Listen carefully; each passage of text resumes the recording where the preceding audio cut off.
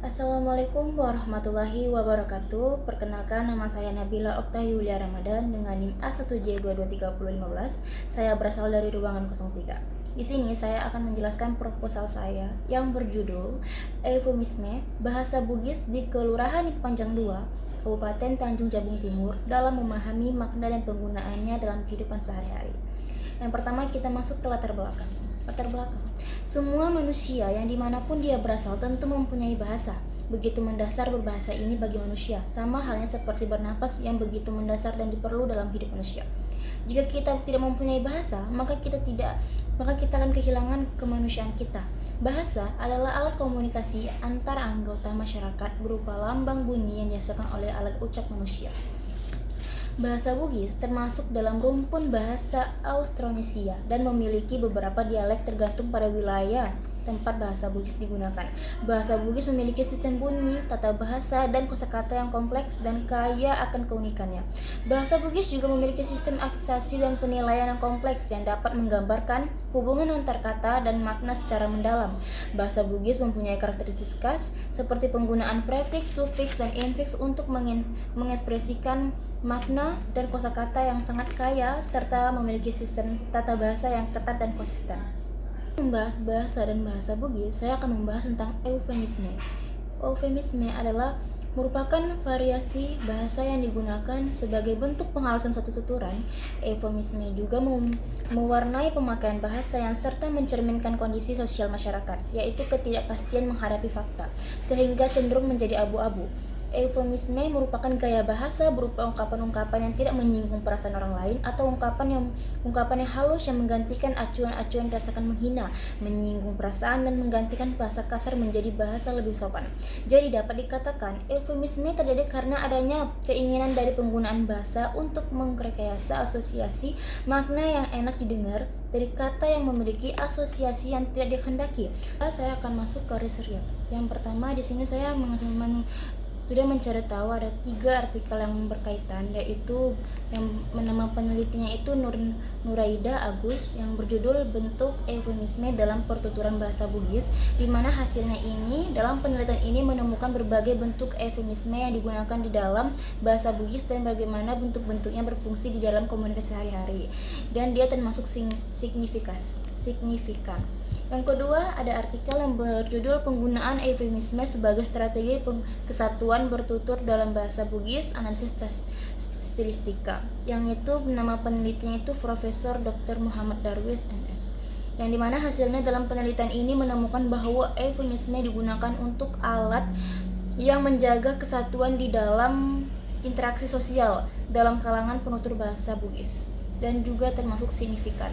Yang ketiga, yang terakhir ada yang berjudul Eufemisme dalam Pertuturan Bahasa Minangkabau oleh Masyarakat Sunggayang yang ditulis oleh Eva Himyati, yang dimana hasilnya itu dalam penelitian ini menunjukkan bahwa masyarakat Sungayan menggunakan eufemisme di dalam konteks sosial, di mana mencerminkan nilai-nilai budaya dan norma, dan dia termasuk signifikan juga.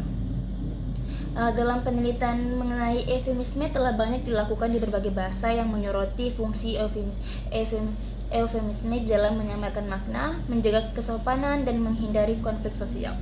Namun, mengenai eufemisme dalam bahasa Bugis masih sangat terbatas penelitiannya, karena kebanyakan penelitian lebih fokus pada aspek morfologi, sintaksis, dan budaya Bugis secara umum tanpa memperhatikan atau membahas secara spesifik tentang eufemisme yang berkembang dalam masyarakat Bugis. Kita masuk ke rumusan masalah. Di sini saya ada 3 rumusan masalah saya. Yang pertama ada apa saja eufemisme yang terdapat dalam bahasa Bugis pada kehidupan sehari-hari. Yang kedua, apa makna dan penggunaan eufemisme dalam bahasa Bugis pada kehidupan sehari-hari. Yang ketiga, pada konsep apa saja eufemisme digunakan pada masyarakat Bugis. Kita masuk ke tempat penelitian.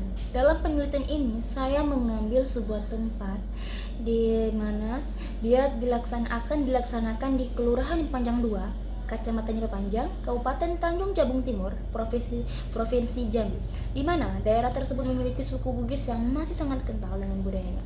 Mereka masih menggunakan bahasa daerah dalam kehidupan sehari-hari, baik orang tua, orang dewasa, maupun anak-anak. Masyarakat sana juga sangat baik dan menerima siapapun peneliti yang akan meneliti di sana. Dan saya berharap dengan pemilihan lokasi saya bisa segera menemukan apa yang ingin saya teliti. Selanjutnya, saya akan membahas data dan sumber data yang akan saya gunakan.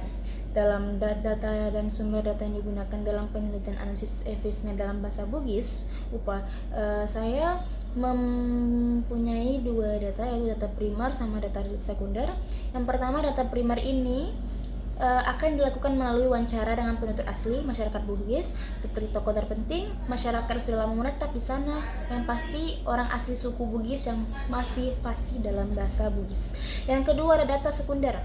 Setelah melakukan data primer akan dilanjutkan dengan data sekunder. Dalam penelitian ini juga akan banyak membaca dan memahami artikel, buku, bahkan penelitian yang sudah membahas topik tertentu. Setelah saya akan menjelaskan tentang teknik pengumpulan data, yaitu teknik pengumpulan data yang akan saya lakukan di penelitian ini yaitu ada dua, yaitu wawancara dan observasi, di mana saya akan melakukan wawancara mendalam terkait eufemisme, di mana dalam penelitian ini akan dilakukan wawancara mendalam bagaimana eufemisme dalam bahasa Bugis tersebut, dan juga akan menggunakan pertanyaan terbuka untuk menggali informasi lebih dalam tentang penggunaan eufemisme di berbagai konteks. Yang kedua ada observasi, di mana akan dilakukan observasi yang mengamati interaksi sosial di lingkungan masyarakat Bugis, lalu mencatat penggunaan eufemisme secara langsung. Yang terakhir adalah teknik analisis data, di mana dalam penelitian ini saya akan menganalisis secara kualitatif dengan langkah-langkah berikut. Yang pertama ada transkripsi data. Setelah melakukan wawancara akan dilakukan transkripsi wawancara untuk mempermudah analisis. Yang kedua adalah kategori data. Setelah melakukan transkripsi wawancara itu, saya akan mengkategorisasikan data yang sudah ditranskripsi dan dengan mengelompokkan bentuk-bentuk eufemisme yang ditemukan berdasarkan konteks penggunaannya. Baiklah, mungkin itulah sekilas tentang proposal saya. Saya mohon maaf jika terdapat kesalahan dalam berbicara. Saya akhiri. Wassalamualaikum warahmatullahi wabarakatuh.